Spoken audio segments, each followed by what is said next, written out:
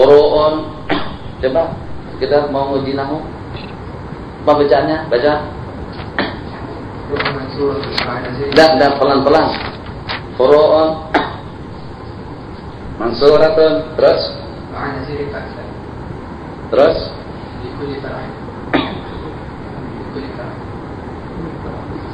Furu'un mansuratun ma'an nadhirin fa'aksaru fa'aksara fa'aksari ma'an nadhirin fa'aksara likulli far'in. Furu'un mansurah, beberapa furu', beberapa cawangan, beberapa tambahan, mansurah mutanawwi'ah. Ma'an nadhirin, tiap para itu ada beberapa nazir atau lebih. Ma'an nadhirin fa'aksara, bersama perbandingannya, bersama satu perbandingan atau lebih dengan tiap furu' yang mantur. Ya, satu. Al-far'ul awal, adkhala al-junubu yadahu fil ina'i ba'da niyyati awil muhdisu ba'da ghaslil wajhi fa inna warat al-hadathi sara musta'mala awil istiraba fala aw atlaqa fa wajhani asahuhuma yasir. Ini kaidah kita. Di waktu kita berwudu, di waktu kita dalam keadaan junub, kalau kebetulan di waktu kita sedang dalam keadaan berwudu, di waktu kita setelah membasuh muka, nawaitu raf al-hadasi, nawaitu wudu li rafil hadasi rasmi. Basuh. Selesai? Ini air mustamal. Air mustamal. Tak boleh kita masukkan ke dalam timba air yang sedikit airnya. Allahu Akbar, waktu sudah hampir habis ya. Yang sedikit airnya. Kalau kita masukkan tangan kita yang bercelumuran dengan air mustamal tadi itu ke dalam timba air, air yang ada akan jadi mustamal. Kalau kita masukkan jadi mustamal. Kalau kita niatkan i'tiraf, air tetap suci dan mutlak. Jadi bagaimana untuk kita mengelakkan masalah? Untuk kita mengelakkan diri daripada masalah, sebelum dua telapak tangan kita masukkan ke dalam cawan air tadi itu, niatkan dalam hati tangan kita ini sebagai mihrab, sebagai alat pencibuk. Jadi dengan demikian kita ambil kembali air daripada bekas itu dan kita basuhkan untuk muka itu juga untuk tangan, air tetap suci dan bersih. Ambil kesimpulan hukum. Kalau kebetulan kita niatkan i'tiraf, air suci dan bersih. Kalau kita tak niatkan tangan kita sebagai timba, air jadi mustamal. Kalau tak kita niatkan sama sekali, atlaqa, tidak ada yang diniatkan. I'tiraf tidak diniatkan pun juga tidak. Secara mutlak, yang mu'tamad, air akan menjadi mustamal. Ini sebagai kaidah. Naziruhu, masalah yang semacam itu mempunyai beberapa perbandingan. Satu, idza aqaban niyata bil masyiati, apabila kita sertakan niat dengan insyaallah, usolli fardhu zuhri insyaallah. Lebih elok lagi. Mustafa. Salaman, salam. Zawajtuka Laila binti Haji Abdul Qahar. Ustaz, yang lain daripada Abdul Qahar tak ada ke Ustaz? Oke, maaf. Bagilah nama yang elok sedikit, nama yang ada keasiaan. Jangan Laila itu nama orang Arab Ustaz. Oke, tak apa. Terima kasih. Mustafa, saudara saya kawinkan dengan Azlina. Ada nama-nama Azlina ada kan? Saya kawinkan Anda dengan Azlina binti Haji Abdul Wahab.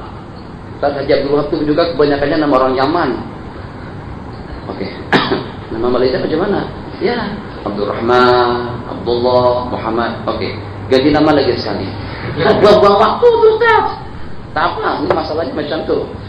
Saya kawinkan kamu dengan Azlina binti Haji Mansur dengan mas kawinnya 30.000 ringgit insyaallah. Jadi kata Mustafa, saya terima akad nikahnya Azlina binti Haji Mansur dengan mas kawinnya 30.000 ringgit insyaallah. Apa hukumnya akad nikah ada? Ini namanya aqaban niyata bil masyiah. Insyaallah kalau kita masukkan dalam niat, dia akan membatalkan apa yang kita rencanakan tadi itu. Dia akan membatalkan niat kalau tujuannya untuk taklid. Tapi kalau tujuannya untuk masyiah, tidak mengapa. Jadi macam mana dengan permasalahan kita tadi itu? Fa inna wat ta'liqa batalat. Kalau kita niatkan ta'liq, batal. Kalau kita niatkan masyiah tabarruk, tidak mengapa. Tapi kalau tak ada niat sama sekali, macam mana? Yang muhtamad hukumnya batal. Jadi yang paling senang kalau orang ajak kita singgah ke rumahnya, Ustaz jangan lupa ziarah ke tempat kami. Kita katakan insya Allah saya tidak akan ziarah dalam hati, tapi dia senang. Kalau kita kata insya Allah, dia kan juga ada harapan. Allah, misalnya macam ini saja. Seseorang itu sangat berharap sekali. Apa lagi? Waktu dulu pergi ke Mesir, datang tetangga dia, Mos, ingat ya, ingat, jangan nanti kawin dengan orang Arab, jangan. Kesianlah aku di sini, nanti aku menderita, merana. Masya Allah, tabarakallah. Jangan mata-mata orang Mesir cantik-cantik itu dengan akhwatah itu dari Terengganu, entah itu dari Penang. Terus pilih salah satu daripada mereka. Jangan dibiarkan saya sendirian. Kesian aku, kesian. Ya tenang-tenang saja insya Allah. Itu rasanya insya Allah. Tenang-tenang saja insya Allah, dia pun lega. Tahu-taunya berita yang sampai sudah kawin di Mesir. Ya aku ngamuk-ngamuk. Jadi kata ibunya, enti tak paham hukum enggak? Kalau dia kata insya Allah itu antara dua penafsiran. Insya Allah dia akan kawin dengan orang Arab, atau insya Allah dia akan kawin dan setia dengan kamu. Nah itu dia rahasia insya Allah. Jadi kalau orang kata insya Allah kawan, kalau kata siang berangkat tuh saja insya Allah itu maknanya masih membimbangkan. Jadi kalau perlu kita kena takkid. Kalau dengan seorang calon suami jangan apa? Cocok kan? Insya Allah. Maksudnya insya Allah tak cocok. Hati-hati. Kadang-kadang beritahukan tentang hati. Gimana setuju atau tidak? Kata dia insya Allah. Maksudnya insya Allah tidak setuju. Mungkin juga insya Allah setuju. Kawin. Saudara saya kawinkan dengan Talik bin Khulu dengan mas kawinnya 30.000 ringgit. Saya terima akad nikah Talik bin Khulu dengan mas kawinnya 3.000 ringgit. Orang ini aneh. Sebab talak itu ada dalam Al-Quran. Sehingga saya sudah pusing. Pusing saya dengan keadaan di Malaysia ini mau macam mana. Orang-orang Malaysia ini tak tahu selera. Anak Muhammad, Abdurrahman, Abdul Ghaffar, Abdul Qahar, bagilah nama yang agak plek-plek sedikit. Yang tak ada orang nama semacam itu. Saya buka lembaran Al-Quran, mau bagi nama Abdullah, lama kaum Abdullah ada. Yang dengan Abdul Rahman ada, wa Ibadur Rahman ada. Yang saya tak ada, at-talaqu marratah. Jadi dia bagi nama anak talak. Kebetulan anak perempuan. Ini masalah, ini saya mau buat masalah, begitulah saya buat misal. Jadi macam mana caranya? Suatu dia kawin dengan suaminya. Suami kan kalau seru istrinya seru apa? Mau tamu dia akan panggil nama dia tak? Kalau nama dia Hafsah, dia panggil Hafsah. Nama dia Aisyah, dia panggil Aisyah. Terus kata dia, talak. Nah sini talak. Ini apa nih hukumnya? Kalau niat di waktu menyebut talak tadi itu niatnya talak, jatuh talak. Kalau niatnya untuk menyuruh dia, berarti kita seru. Berarti dia seru. Tapi kalau tak ada niat sama sekali macam mana? Dia setakat panggil saja, talak. Talak. Kalau niatnya untuk cerai, jatuh.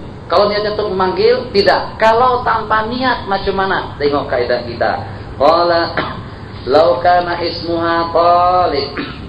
Wa qala ya Taliku, atau nama dia Qurrah, wahai orang yang merdeka. Ini tak perlu sebab hamba saya. Fa in qasadat talaqa awil ittaha salat. Kalau diniatkannya talak itu akan jatuh. Awil nidaa talak. Mana nih?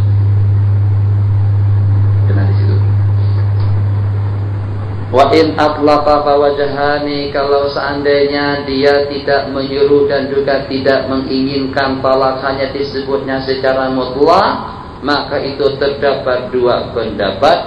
Yang muhtamad adamul usuli, tidak jatuh talak. Ini kena pikir sedikit. Lau karara lafzat talaqi bila atin wa qasadal istinafa wa ka'at salas aw ta'kida fa wahidatun aw atlaqa fa qaulani wal asahu salas. Ya anti talikun anti talikun, satu masalah.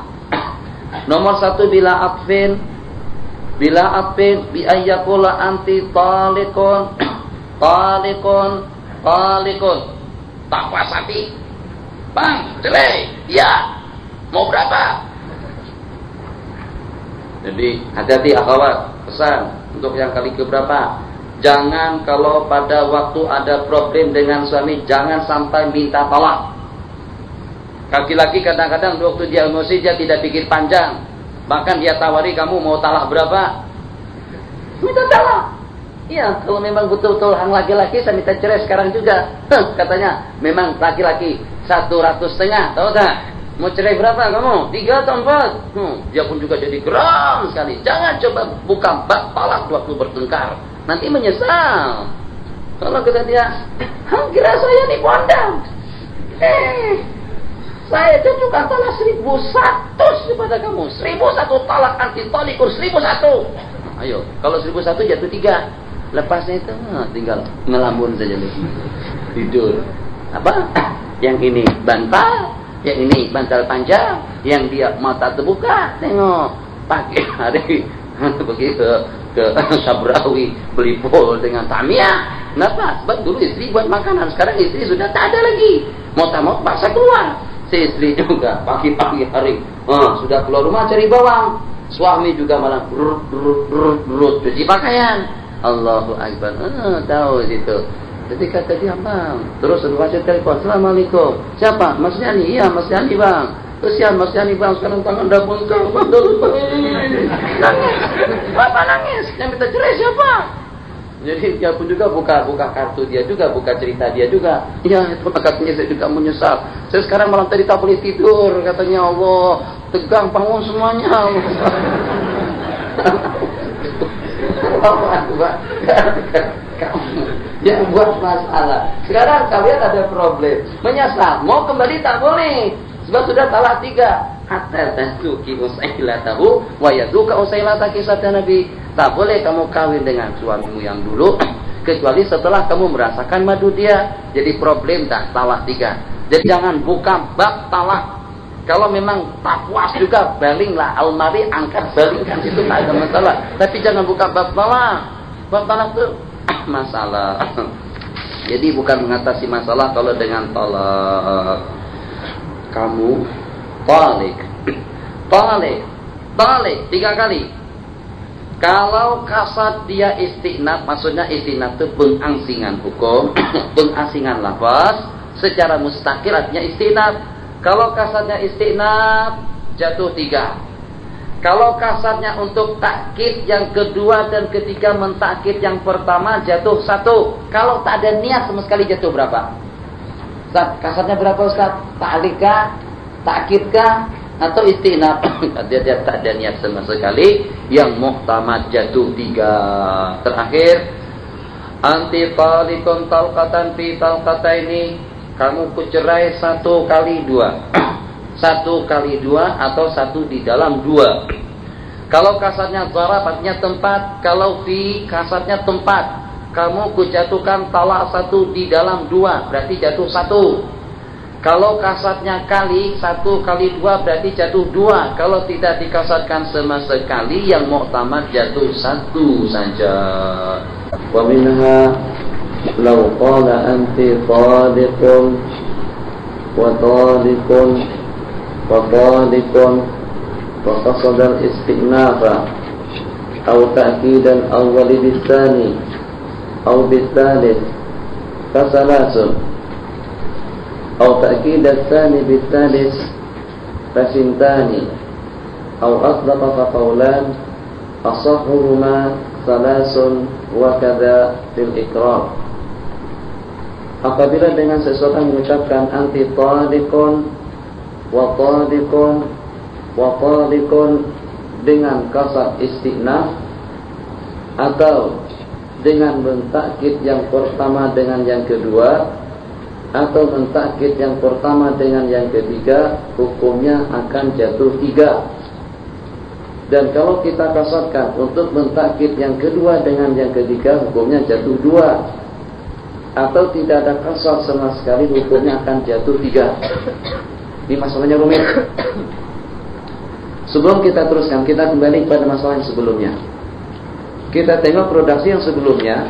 Redaksi yang sebelumnya, anti taliqun, taliqun, taliqun.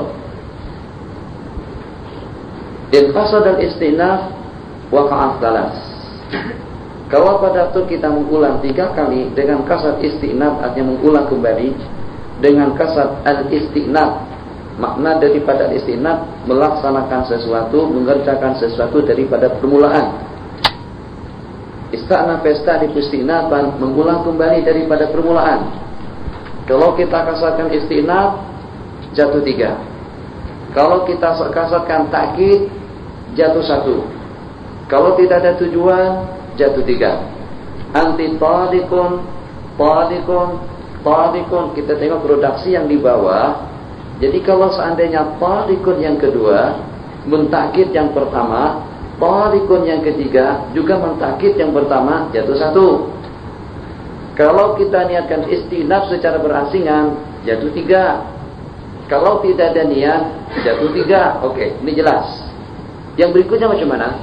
Yang berikutnya anti taliqun dengan tambah wa taliqun wa taliqun. Di sini disebutkan kalau kasad istinaf 1 atau dikasarkan untuk mentakkid yang pertama, anti taliqun itu ditakkid dengan yang kedua. Yang kedua wa taliqun, atau ditakkid dengan yang ketiga juga wa taliqun. Hukumnya salas. Berbeda kan? Yang tadi kalau kita niatkan yang pertama kita takkid dengan yang kedua dan juga dengan yang ketiga akan jatuh 1. Di sini kalau dengan yang pertama ditakkid dengan yang kedua atau ditakkid dengan yang ketiga, maka jatuh 3. Kalau kita niatkan yang ketiga mentakkid yang kedua, jatuh 2. Kalau tidak ada niat sama sekali akan jatuh 3. Macam mana? Taklilnya bagaimana? Ada papan hitam di sini. Anti taliqun, taliqun, taliqun. Anti taliqun, taliqun, taliqun. Ini 3. Jadi dengan yang pertama anti taliqun, kalau yang kedua dan ketiga tujuannya untuk mentakkid yang pertama, jatuh 1. Jelas. Oke, tinggalkan yang ini. Sekarang yang kedua, anti taliqun wa taliqun wa taliqun. 3 kali. Kalau kita kasarkan istinaf, jatuh 3. 1. Tapi macam mana kalau kita kasarkan takkid?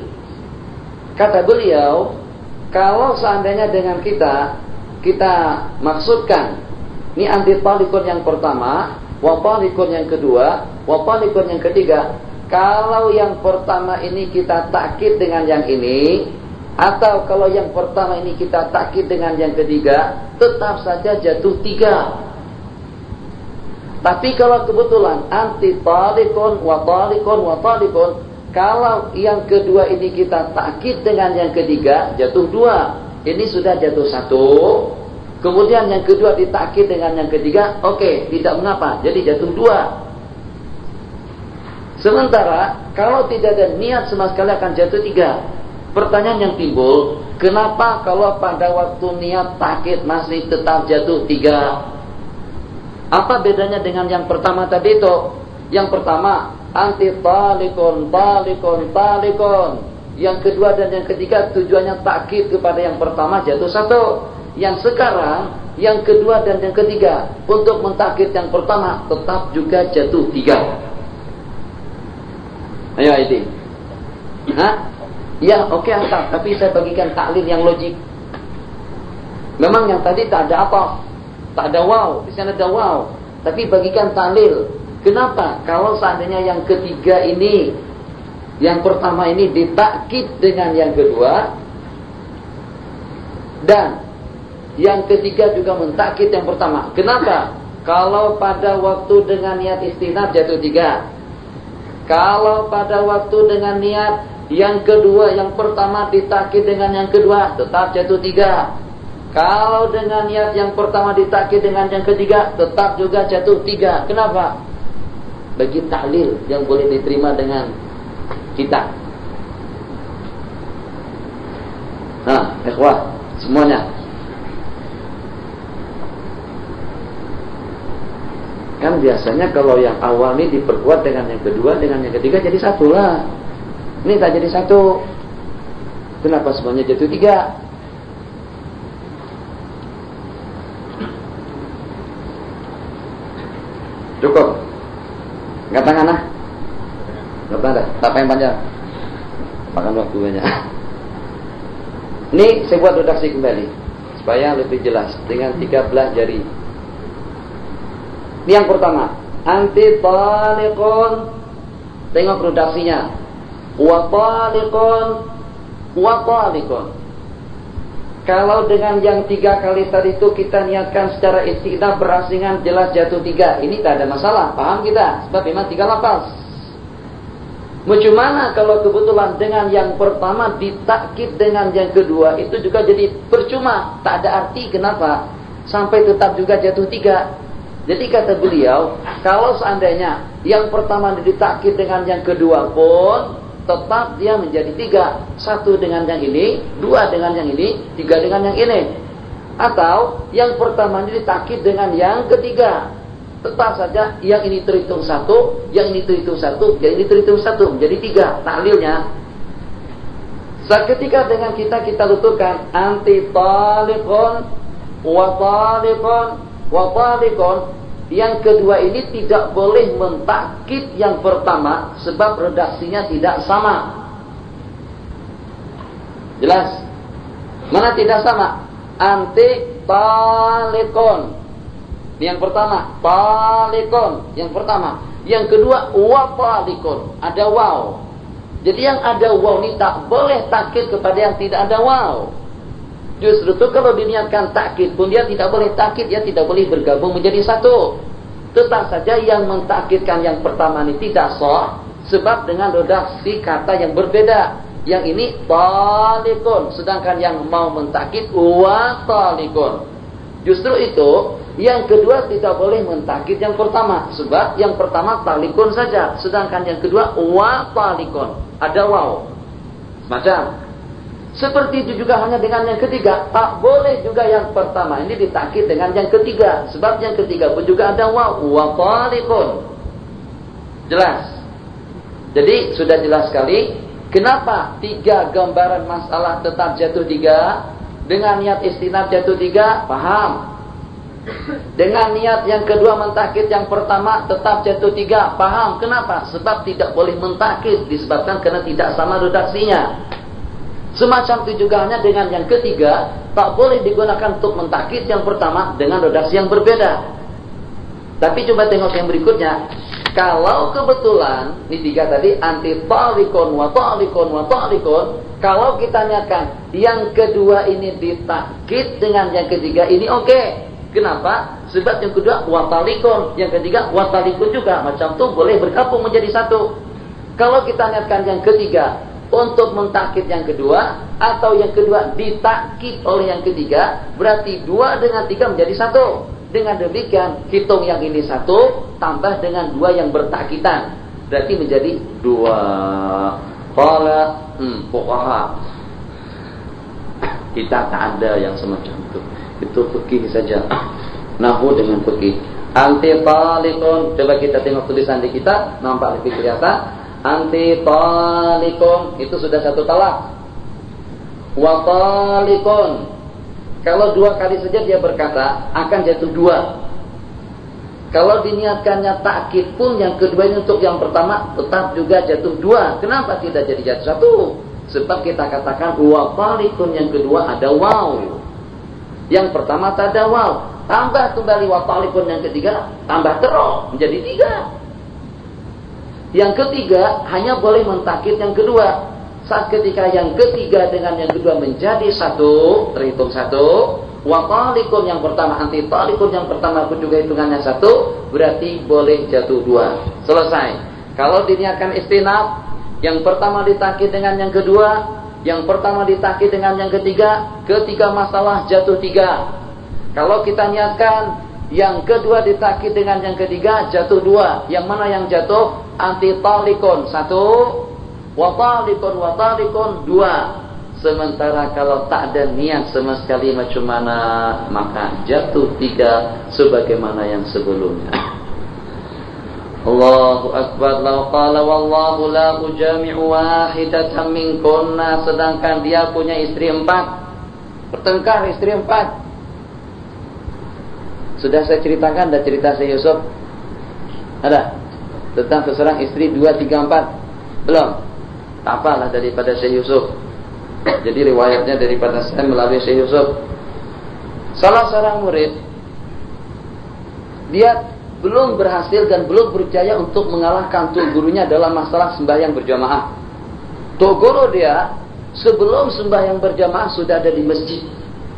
Dia berusaha tak berhasil, tak berhasil. Tiap kali pergi ke masjid, awal pergi ke masjid pun tetap tuk guru dia lebih awal.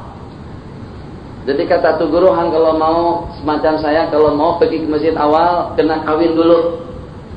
Kalau sepakai mungkin boleh kawin si murid tadi itu, si murid atau si apa saja lah namanya, murid atau muridin, kawin dia, kawin 1. Selepas dia kawin, dia pun juga berusaha supaya boleh dia mendahului tuk guru dia pergi ke masjid salat jamaah. Ternyata masuk ke masjid, tuk guru sudah sedang berzikir. Hari berikutnya awal pergi, ternyata tuk guru lebih terdahulu. Hari yang ketiga semacam tu lagi, tuk guru macam mana saya tak boleh mengalahkan. Kata guru, tambah 1 lagi. Saat ketika dengan si murid tadi itu tambah bini 1 lagi. Saat ketika tambah 1, Masya Allah tabarakallahu ahsanul khaliqin. Setelah dia kawin 2, beberapa waktu berikutnya, ternyata saat ketika dengan tuk guru membuka pintu gerbang masjid, anak murid sudah berada di dalamnya. Kenapa cerita? Tuk guru pun heran, macam mana nih si murid sudah boleh pergi awal daripada tuk guru. Tuk guru udah awal pergi ke masjid, ternyata dengan murid sudah ada di dalam masjid. Seredik, anak murid tadi itu tidur dalam masjid. Kenapa? Problem banyak di rumah.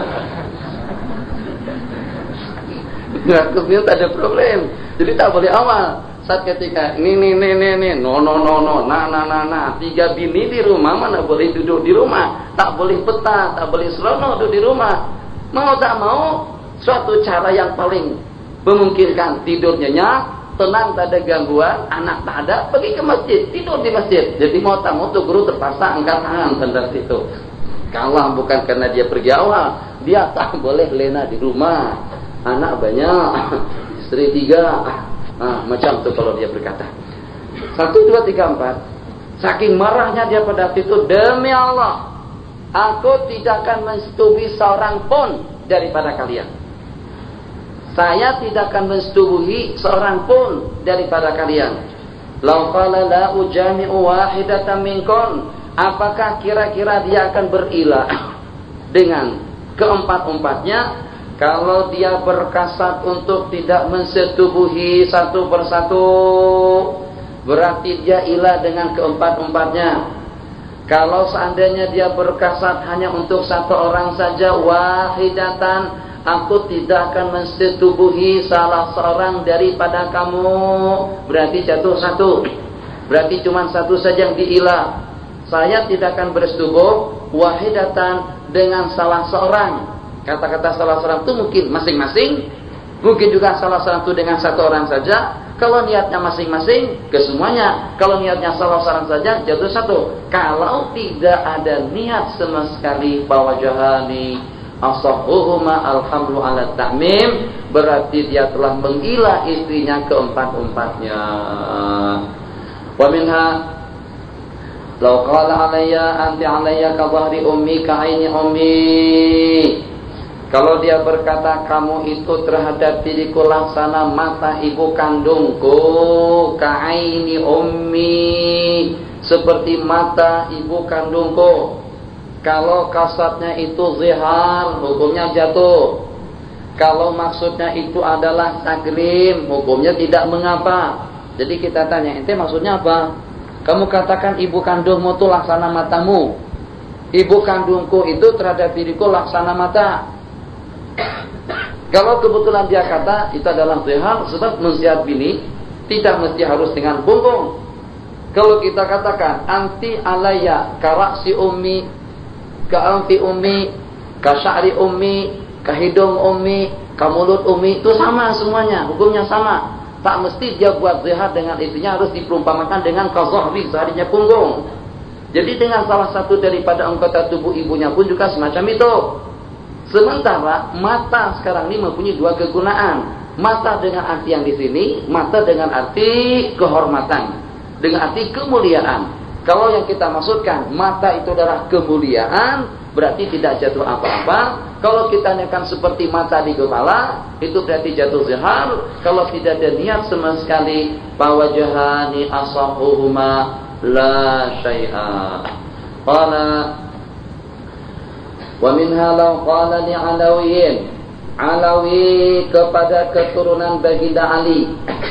Arti Alawi keturunan daripada Baginda Ali. Al-Hasani keturunan daripada Sayyidina Al-Hasan. Al-Husaini keturunan daripada Sayyidina Al-Husain. Al-Jufri keturunan daripada Jufri. Begitulah selanjutnya. Sudah. Al-Qadahi keturunan daripada orang Kedah. Al-Malizi daripada Malaysia.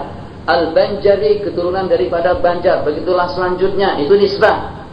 Jadi kalau dia katakan kepada seseorang yang daripada keturunan Baginda Ali, ente bukan daripada keturunan Ali, itu apa hukumnya?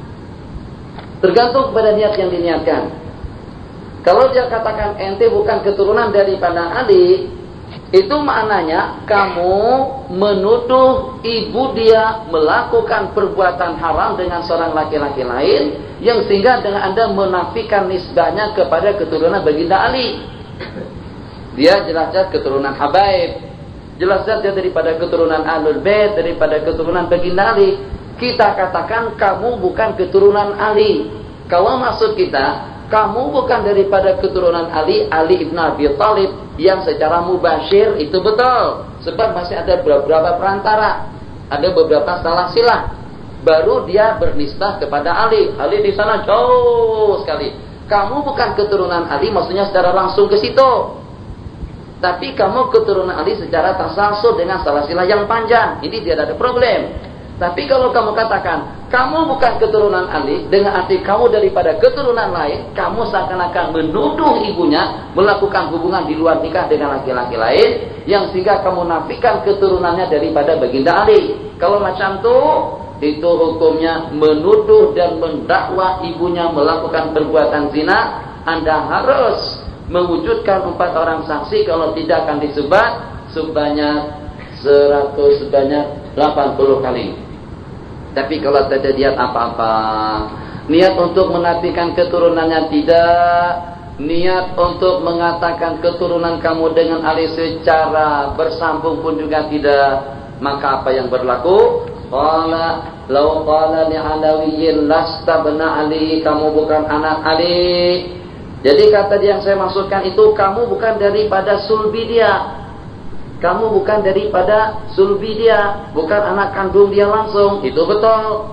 Sebab antara kamu dengan beliau terdapat beberapa keturunan. Fala hadda au qasadal qasbah, kamu bukan keturunan Ali, dengan arti menisbahkan siadahnya, menisbahkan dia bukan daripada keturunan Ahlul Bait. Kalau itu tujuannya, hoddah, akan disebat 80 kali, sebab mencemarkan keturunan seseorang. Kalau tak ada niat macam mana, faqala walau law urifi syai'an lam yuhad, pendapat yang mu'tamad pun juga tidak dikenakan apa-apa.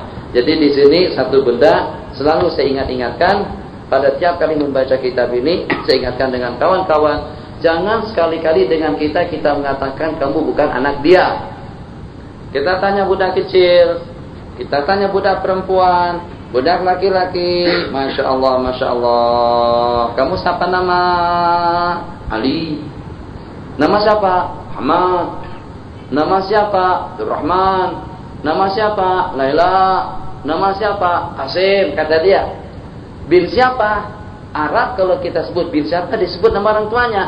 Kita Melayu mungkin juga. Kita kata, kamu siapa? Nak siapa? Anak siapa? Jadi kata dia, saya Kasim bin Abdullah. Bukan. Kamu Kasim bin Abdul Muttalib. Saya bin Abdullah. Kita kata bin Abdul Muttalib. Ini maknanya apa? Ini maknanya kamu tuduh ibu dia bersetubuh dengan Abdul Muttalib. Kata-kata itu berat. Kita kadang-kadang bercanda saja, kita anggap remeh, kita relek saja mengatakan kata-kata semacam itu. Tidak, sangat berbahaya sekali. Lela, kamu anak siapa? Jadi kata Lela, ayah saja Abu Bakar, ayah saya Bakran. Kita kata tak, Hamran. Jadi kalau kita katakan Hamran, dia pun marah. Tak, ayah saya Bakran. Dia bilang, dah, Hamran. Maknanya kamu nafikan nama orang tuanya dan kamu gantikan dengan nama laki-laki lain yang secara tidak langsung kamu katakan ibu kamu berzina dengan Hamran dan kamu anak Hamran. Itu makna kata-kata tadi itu. Kalau seandainya daripada pihak ibunya menuntut, yang berkata demikian akan dikenakan subatan sebanyak 80 kali. Canda oke, tapi jangan bab yang semacam itu. Oke, ke rumah kawan. Insyaallah tabarakallah. Yang pada waktu itu dia tengok ada celana terlipat di mana? Ada celana pendek berlipat di bawah katil. Ini apa lagi nih malam tadi nih? Ini apa nih? Jadi kata biasalah anak muda. Kalau biasa anak muda ini buat pengakuan. Kalau ada yang bercakap semacam itu langsung disekat. Jangan sampai bagi peluang dia berkata demikian untuk mencemarkan kedudukan dan kehormatan seseorang. Ini apa lagi nih? Kita kata jangan cakap macam tu. Maksudnya itu apa? Kamu kalau tidak boleh membuktikan lewat dengan 4 orang saksi, kamu saya sebat 80 kali. Yang walaupun kita langsung yang melaksanakan hukum, yang walaupun itu juga salah, dia juga salah menuduh macam tu. Bab yang semacam tu tidak boleh dipermainkan. Tak boleh kata, ni kenapa sampai terbuka macam ni? Ni dari mana ni? Ni ayat kepacikan macam ni kayaknya. Dah, itu bukan untuk dipermainkan yang semacam itu.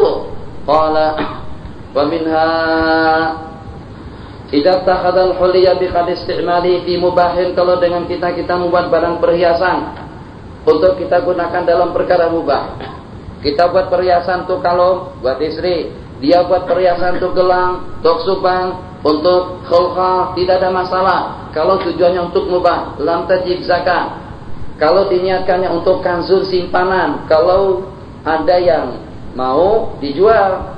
Kalau dalam keadaan terpepet, dijual, perlu duit, dijual. Tujuannya bukan untuk perhiasan, tujuannya untuk dijual, disimpan. Kalau dengan kasar untuk disimpan, wajibati zakatu. Awalam yaksid isti'malan wala kanza. Atau tidak ada kasar sama sekali. Makji. Ini dengan sejumlah sekian pasang gelang dan subang ini untuk apa? Apakah untuk dipakai? Kata beliau untuk dipakai, bebas zakat. Untuk apa? Untuk saya simpan, kena zakat. Tak ada niat sama sekali. Wajahan asahhuhuma tidak wajib zakat. Qala akhawat lagi. Apabila dengan barang kemasan seseorang itu patah, rusak, bihaitsu yamna'ul isti'mal, disebabkan kena dengan patriannya patah di sini yang sehingga dengan gelang tadi itu sudah tak boleh digunakan. Tak boleh dipakai, tapak mau pakai, tak boleh disebabkan kena patah. Sedangkan beratnya gelang emas ini tidak kurang daripada 200 gram. Mau tak mau akan disimpan. Apa hukumnya kalau gelang ini tersimpan? Memang dia perhiasan, akan tapi sudah tak diguna. Kenapa tak diguna? Tak boleh dikenakan. Mau dikenakan sini sudah patah. Jadi dengan patahnya yang ini tak boleh digunakan. Mau tak mau kena simpan. Kalau tersimpan sampai 1 tahun, apa hukumnya? Kena zakat atau tidak? Dia perhiasan, tapi perhiasan yang tak dipakai, yang tak digunakan. Masalah hukum, lakin la yahtaju ila sawin. Law inkasara al-huliyul mubah, kalau dengan perhiasan yang mubah itu tadi itu patah. Perhiasan yang mubah itu patah. Sehingga kita tidak boleh memanfaatkannya. Lakin la yahtaju ila sawin, tapi tidak perlu dengan kita harus melemburnya. Wa yaqbalu islah bil ilham, dan boleh kita perbaiki dengan mematrinya. Fa in qasana ja'lahu tibran aw darahima aw kanzan In aqadal haulu alaihi min yaumil inkisar. Kalau niat kita untuk kita jadikan sebagai simpanan, jadikan duit, kita jadikan tibir emas. Mas apa kemarin yang emas tak jadi barang perhiasan itu yang sudah dilabur. Nah, kalau itu niat kita lebur. Kalau duit melabur. Tuh lah. Oleh le. Nah, jadi kalau seandainya kita bercadang akan meleburnya, berarti dengan barang perhiasan tadi itu akan menjadi tibir, atau juga dengan niat akan dijual, dijadikan sebagai barang simpanan. Dari seketika dia rusak, Anda wajib menghitung haul sampai setahun kena zakat. Tapi kalau setelah gelang akhwat yang timbangannya 200 gram tadi itu patah patriannya di sini, dari hari rusak kita bercadang mau memperbaiki, dengan rencana mau memperbaikinya sampai sepanjang tahun, kalaulah tidak terbaiki pun tidak wajib zakat. Kenapa? Sebab dengan rencana mau diperbaiki pasti tetap dia sebagai alat perhiasan. Fa in fasada islahahu fala zakata wa in tamadat alaihi ahwalun. Yang walaupun sampai berkepanjangan berlaku beberapa haul, tapi kalau tidak ada kasar sama sekali pawajahan, arjahuhuma wajib dizakati. Jadi alasan ini penting, masalah ini boleh berlaku. Wa minha masalah jurmuki wa wasalal balulu ila asfal fa in kana yaqsidul asfala sahha awil a'la faqad fala wa atlaqa al asahu as-sihah walau halatun rabi'atun ay yaqsidahuma wal hukmu sihhatu walau bi dzalika nadhiran. Satu masalah ada 4 hukum. Jurmu, khaf artinya kasut yang menutup buku lali. Sudah saya katakan dari sejak tahun kemarin, saya tidak sependapat dengan istilah buku lali. Katakan saja kasut yang menutup buku berakal, bukan buku lali. Sebab buku lali artinya nyanyok. Dari sejak bila lali kita, dari sejak bila buku itu menjadi nyanyok atau lali, itu bahasa itu tidak betul. Sama juga dengan istilah yang kita sebut pada beberapa hari yang lalu, Cina buta. Yang Cina bukan buta, yang Cina Melayu. Jadi Cina buta tidak betul, yang sebetulnya Melayu buta. Sebab Melayu yang minta halalkan kembali dengan istri yang telah dicerainya. Kenapa? Cina yang menjadi mangsa. Sama juga dengan buku lali. Dari sejak bila buku menjadi lali. Jadi ini kasut. Kasut, kaki yang berada dalam kasut dibalut dengan kasut yang pertama dengan khaf. Arti daripada jurmo, kalau kita memakai 2 lapis. Dengan kawan-kawan kita dari Pakistan, sudah saya katakan tadi sini atau tahun yang lepas. Sini kalau tak salah, 2 lapis. Lapisan yang pertama nipis, lapisan yang kedua tebal. Kalau dia masuk rumah, yang tebal dia lepaskan, yang nipis dia pakai di waktu tidur ke sana dan kemari. Sebab kalau ditanggalkan kedua-duanya batal wudu. Permasalahan kita sekarang, kalau kebetulan dengan seseorang yang memakai 2 lapis khuf yang disebut dengan jurmo, selepas basuh muka, tangan, sapu kepala, dia akan menyapu jurmo. Basahkan telapak tangan kanan. Kalau pada itu dia menyapu lapisan yang di atas, lembabnya akan sampai ke bawah. Niat yang diniatkan adalah untuk menyapu kedua-duanya. Niatnya, kalau seandainya pada itu dia menyapu yang di atas, lembabnya meresap sampai ke bawah. Kalau yang diniatkan untuk menyapu yang di bawah, masul khuf hukumnya sahih. Sebab yang perlu disapu yang di dalam. Kalau seandainya dengan niatnya untuk menyapu yang di atas saja, yang walaupun lembabnya sampai ke bawah, sapuannya tidak sah. Kalau tidak ada niat sama sekali untuk yang di atas tidak, untuk yang di bawah pun juga tidak, tapi khilaf al-asahu sihhah. Macam mana kalau kebetulan disapu atas dan bawah? Yang disapu atasnya dengan niat kedua-duanya. Qala au yaqsidahuma wal hukmu sihhatu, sebab dirasat kedua-duanya. Ada tak kira-kira yang sampai 4 macam masalah? Jadi kasat yang pertama untuk menyapu yang di dalam, wa udkhuluha bisalamin aminin.